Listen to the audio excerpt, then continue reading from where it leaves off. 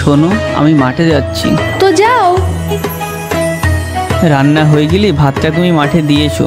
পারবো না আমি এইসব মাঠে ফাটে ভাত দিয়ে আসতে। আর হ্যাঁ, আজ থেকে নিজের রান্না নিজেই করে খাবে। আমার পাপা যে কোন মূর্খের সাথে বিয়ে দিয়েছে আমার। না ভালো চুল কাটার ধরন আছে, না ভালো জামা কাপড় পরার। চাষা কোথাকার। আমার ভাগ্যটাই খারাপ, আমি এই চাষার সাথে আর এক মুহূর্ত থাকবো না। আমি এখনই বাড়ি চলে যাচ্ছি। এই টোটো,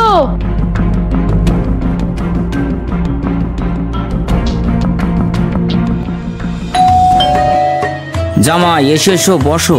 কেমন আছো বাবা তুমি? ভালো। আমি নিতে এসেছি তোমাকে। আমি আর যাচ্ছি না তোমার সাথে। কথা বলার কোনো ধরন নেই, ঠিক করে পোশাকও পরতে জানে না। পাপা, তুমি এই চাষার সাথে আপুর বিয়ে দিয়ে আপুর জীবনটাই নষ্ট করে দিয়েছো। যা খুকি, নিতে এসেছে যখন তুই বাড়ি ফিরে যা। আচ্ছা, 2 মিনিট দাঁড়াও, আমি রেডি হয়ে আসছি। চলো। আসছি বাবা। আমার পেছনে পেছনে আসো।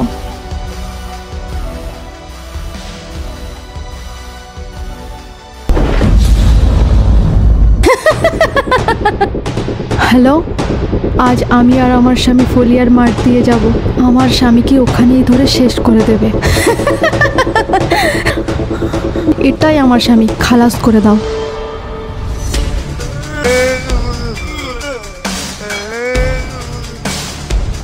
পাপা, ও আমাকে এক জায়গায় দাঁড় করিয়ে রেখে জানি না কোথায় চলে গিয়েছে। সেজন্যই আমি তোমাকে বলেছিলাম আমি ওর সাথে যাব না। আমি তো অনেক আগেই বলেছিলাম ওই অশিক্ষিত মূর্খ আমার বোনের যোগ্য হতেই পারে না। কে অশিক্ষিত মূর্খ? আমার মেয়ের দাঁড় করিয়ে রেখে কোথায় চলে গেছিলি? তোর কোনো আটকেল জ্ঞান নেই? আজ যদি ওর কিছু হয়ে যেত, মূর্খ কোথাকার। আমি চুপ কর। আমার একটা ছোটবেলার বন্ধুর সাথে দেখা হয়ে গিয়েছিল, তার সাথেই কথা বলতে গিয়ে দেরি হয়ে গিয়েছে। আমাকে ক্ষমা করে দাও। আজকের পর থেকে এইসব যেন কোনোদিন না হয়। আনকালচার। তুমি বেঁচে গেলে কিভাবে? আব্বু বোন তোমাকে এত কিছু শোনালো, তারপরেও তুমি কিছু বললে না কেন?